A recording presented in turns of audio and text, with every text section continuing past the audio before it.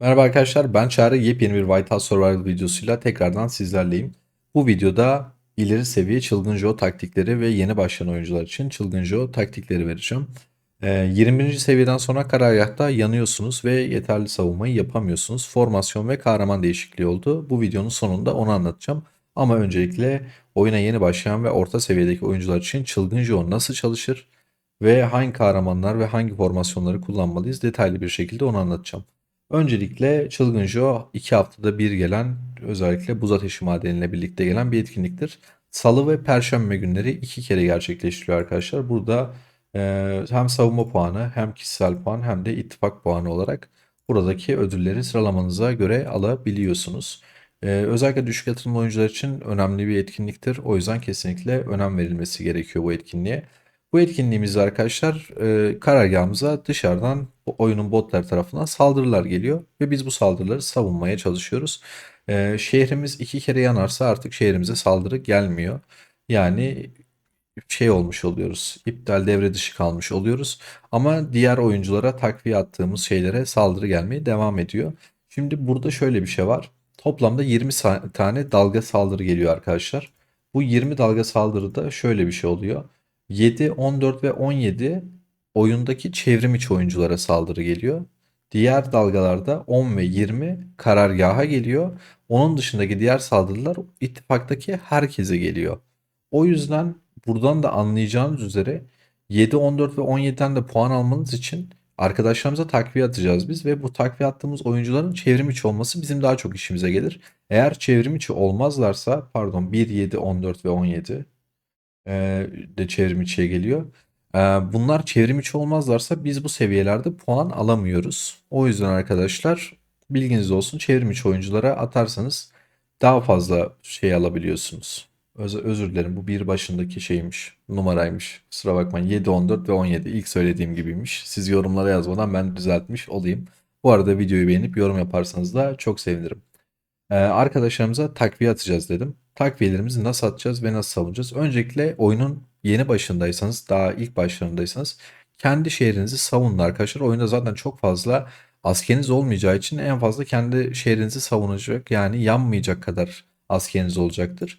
Asker sayınız arttıkça artık ittifakınızdaki çevrim içi oyuncuları takviye atmaya başlayacaksınız. Çılgın Joe'nun ilk seviyelerinde, özellikle 21. seviyeye kadar Çılgın Joe dalgaları çok güçlü değil arkadaşlar. Mesela bugün Çılgın Joe'nun 1. seviyesini başlatırsanız bir sonraki etkinlikte 2'yi, 3'ü, 4'ü bu şekilde bir sonraki seviyelere geçebiliyorsunuz. Ve daha fazla dalga geliyor, daha fazla puan alabiliyorsunuz. Ne kadar yüksek seviye açarsanız o kadar puan mantığıyla düşünebilirsiniz. İttifakınızdaki oyuncuları belirleyin. İttifakınızdaki oyuncuları belirlerken şu şekilde yapacaksınız. Belirli bir asker seviyesine diyelim ki ulaştınız. Ulaştıktan sonra oyunculardan takviye isteyin. Onlar sizi savunmalı ve siz de onları savunmalısınız. Çünkü kendi şehrinizde zaten yanmazsanız belirli bir puan alıyorsunuz. Onun dışında ekstra kendi şehrinizi savunmanıza gerek yok. Yani buradaki Necmi ya da Deus beni savunabiliyorsa ben tüm askerlerimi arkadaşlarıma gönderirsem hem kendi şehrimden tam puan hem de arkadaşlarıma gönderdiğim askerlerden de puan almaya başlayacağım. En verimli hali kesinlikle budur. Ve asıl trik noktalardan bir tanesi şu. Zayıf oyunculara gönderirseniz ve o zayıf oyuncuları siz daha fazla savunursanız daha fazla puan kazanıyorsunuz arkadaşlar. Yani diyelim ki Necmiye 5 kişi 4 kişi takviye attı ve bu arkadaşı savunuyorlar. Puan 4'e 5'e bölünüyor. Ama diyelim ki Timuçin'e 2 kişi attı. Benimle birlikte 3 kişi. Ben Timuçin'den daha fazla puan kazanacağım. Ama buradaki Hatice'ye arkadaşımıza kimse atmadı ve ben tek başıma savunuyorsam tüm savunma puanları bana geliyor. Bunun zaten bir farm taktiği de var.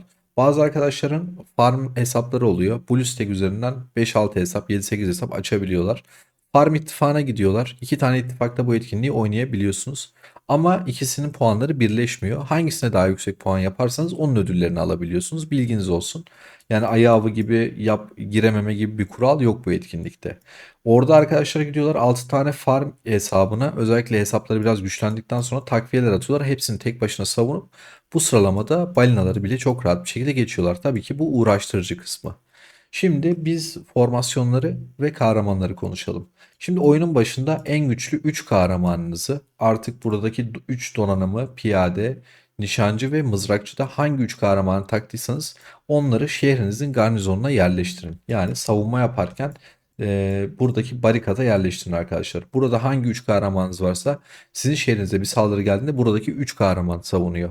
O yüzden oyunun başında kesinlikle yanmamanız için en güçlü 3 kahramanınızı koymanız gerekiyor.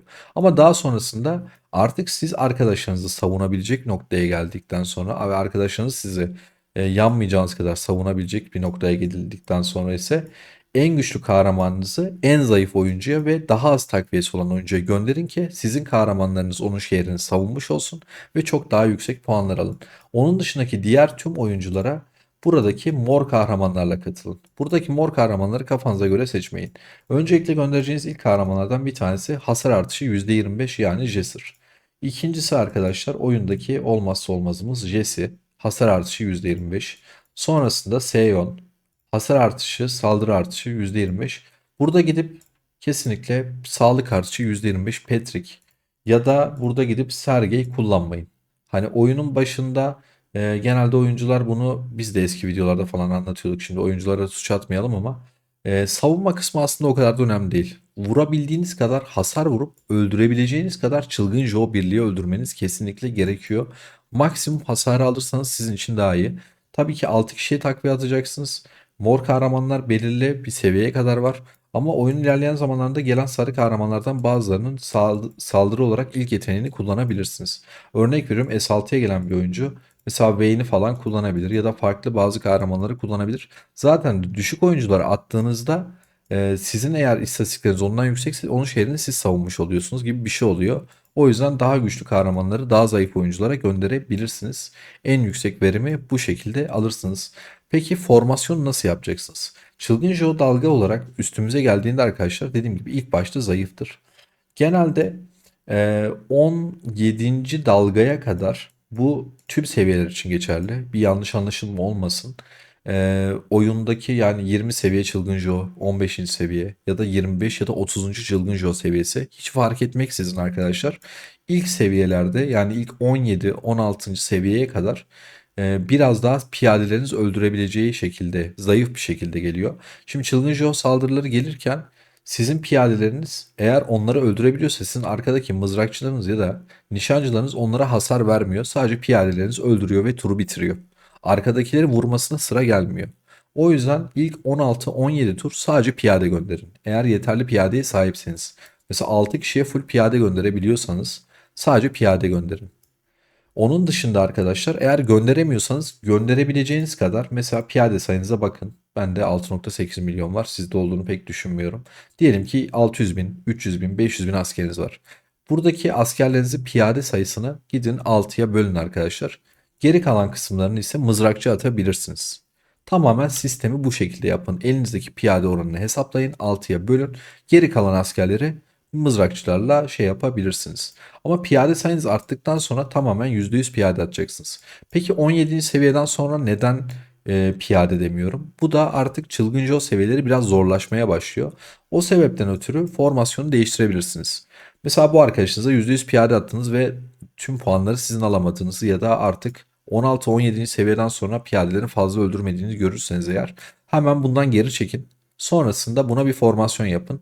%70 piyade, %30 mızrakçı ya da %80 piyade, işte %20 mızrakçı tarzı bir şey gönderirseniz daha yüksek puan alacağınızı kendiniz de göreceksiniz. Hiçbir zaman bu oyunda şöyle bir şey yapamıyoruz. İşte FC1 varken eyaletinizde FC2 ya da FC3 varken şu oranda şunu gönderin. Daha iyi olursunuz. FC5 varken şunu gönderin. FC8 ya da FC10 varken şu kadar asker gönderin diyemeyiz ve bunu size kimse de diyemez. Çünkü arkadaşlar bu sizin eyaletinizin gücü. Eyaletinіздeki FC seviyesi, takviye attığınız oyuncunun gücü ve birçok etken var. O yüzden kesinlikle doğru bir formasyon yok. Ben size mantığını anlatmaya çalışıyorum ki deneme yanılma yoluyla en iyi seçeneği ve en iyi senaryoyu kendiniz bulun. Dediğim gibi piyadeleri gönderin. Zaten sürekli buradan raporları kontrol edebilirsiniz. Bu raporları kontrol ettikten sonra arkadaşlar girip şey yapabilirsiniz. Biraz hasar düştüyse hemen diğer dalga gelmeden geriye çekip biraz mızrakçı ekleyip gönderebilirsiniz. En iyi senaryo şu ana kadar ki bizim bulduğumuz kesinlikle bu. Yani dediğim gibi piyadeyi %70'e ya da %80'e düşürüp yanına %20 ya da %30 mızrakçı ekleyebilirsiniz. Aynı şekilde garnizonda da yine işte piyade atma, sadece mızrakçı atma gibi taktikler var. Bunlar tamamen uyanıklık. Yani gidip de bu garnizona atacağınız şeyi ittifakça kararlaştırın. Diyelim ki bunun kapasitesi 1 milyon. İşte oyuncular katılacak, herkesi bölün. Deyin ki arkadaşlar buraya sadece herkes kişi başı 50 bin asker, 60 bin asker, 100 bin asker atacak ve sadece piyade atacak. Ya da işte sadece %50 piyade, %50 mızrakçı atacak. Bunu kesinlikle belirlemeniz lazım. Siz bir şey atarsınız, aradan bir tane uyanık çıkar, farklı bir formasyonda farklı bir şey atar, gider tüm öldürmeyi o alır. Yani 10-15 tane oyuncu eşit puan almaktansa sadece bir tane oyuncu tüm puanları toplar. O yüzden kesinlikle bu garnizona birisi farklı bir formasyon atıyorsa ittifak R5'inize ya da R4'ünüze söyleyip bunun düzenini kesinlikle doğru düzgün otursunlar. Peki 21. seviyeden sonra biraz önce oyunculara ne göndereceğinizi anlattım. Özellikle 17. seviyeden sonra 17. seviyeye kadar %100 piyade, 17'den sonra kesinlikle 80-20 ya da 70-30'a dönebilirsiniz. Peki garnizonda ne göndereceksiniz? Bizim bir tane videomuz var. Geçen denedik. Arkadaşlarımız bana videoyu çekip göndermişler. 10. seviyede 60-40 yapmışlar arkadaşlar. Bu 30. seviye ya da 28-30. seviye falan. Dalga 10'da diyor ki 60-40 formasyon gönderin. Sadece Jesse ya da atak veren şeyler gönderin demiş. Özellikle bir Jesse, bir Sion. Herkes farklı farklı gönderirse zaten ilk dördününki geçerli olacak ve çok daha işe yarayacak. Kesinlikle defans kahramanı göndermesinler. İlkini 60-40'la yapıyorlar ve %100 başarı oluyor ve içerideki 13 kişi 15 kişi herkes aynı puan alıyor, gayet başarılı. Bunun bir de 20. seviyesi var. Bu 20. seviyede herkese nişancı göndertiyorlar. Arkadaşlarımızın attığı videoyu şöyle izleteyim size. İçeriye baktığınızda herkesten 100 bin asker istemişler ve bu 100 bin asker sadece nişancı olarak istiyorlar. Ve katılımcı oyunculara, yani bir tane balin oyuncu, en güçlü oyuncu 3 tane en güçlü kahramanıyla katılmıyor. Yani saldırmıyor. Onun da 3 tane kahramanı var. Şimdi size onu söyleyeceğim. Katılımcılar ama şurada görürseniz eğer hepsi Jesse ile falan katılmış. Bunların arasında biraz mesela kahve delisi Jesse, White Queen, Seon ya da buradaki arkadaş diğerini gönderse daha başarılı olurdu ama bu da %100 işe yaramış zaten. Birinci arkadaş burada Hector, Mia ve Bradley göndermiş. Bu işe yaramış. %100 kesmişler, öldürmüşler. Ama ben size daha iyisini söyleyeyim. Hector kesinlikle olacak. Yanında Bradley yerine Vayne'iniz varsa kesinlikle Vayne kullanın. Eğer Vayne eyaletinize henüz gelmediyse ve Çılgın Joe seviyeleri yüksekse e, Link kullanıp ya da Gwen kullanabilirsiniz. Mia yerine de Molly'yi kullanmanız daha iyi olacak. Bunun sonucunu kesinlikle göreceksiniz arkadaşlar. Yani Hector, Molly, Vayne. Eğer bu kahramanlar varsa kesinlikle bu üç kahramanı kullanın. Gen 10, 11 ya da 12, 13, 14'te ne yapıyorlar, ne kullanıyorlar inanın bir fikrim yok ama mantık şu. Hector nişancıları inanılmaz bir şekilde bufflıyor. Molly, Mia nişancıları inanılmaz bir şekilde bufflıyor. Vayne zaten nişancıları bildiğiniz gibi uçuruyor ve yok ediyor. Onun yerine Vayne olur, Hendrik olur ya da ileride böyle nişancıları bufflayan başka bir nişancınız varsa bunu da kullanabilirsiniz. Tamamen mantık bu. Bu mantığa göre kahramanları siz belirleyin. Bunu erken genlerde de ya da yukarı genlerde de bu mantığa göre hem formasyonu hem de kahramanları belirleyebilirsiniz. En yüksek ödüllerin tadını çıkarın. Ben bu videoyu bugün atıyorum. Şu anda sabah 5.50'de de çekiyorum. Sırf bu video bugüne yetişsin ve siz yarın Çılgın Joe'da yüksek puanları alın ve garnizonda yanmayın diye. Umarım işinize yarar. Denedikten sonra bu videoya dönüş yapıp bir yorum atarsanız çok mutlu olurum. Ya da denediğiniz farklı şeyler varsa onları yorumlara yazarsanız biz böyle böyle yaptık ve bu sonucu aldık diye en azından videoyu izleyen arkadaşlar yorumlara bakar. Ona göre belki daha iyisini bulurlar ya da bunu geliştirmiş sistemini bulabiliriz. Çılgın Joe etkinliği bu kadar. Aslında düzenli olarak girip oynayacağınız basit bir etkinlik. Sadece yeni seviyeler geldikçe biraz zorlaşmaya başladı. Bunu da bu video sayesinde halledebileceksiniz. Seviliyorsunuz arkadaşlar. Kendinize çok iyi bakın. Yeni videolarda ve yayınlarda görüşmek üzere. Sağlıcakla kalın.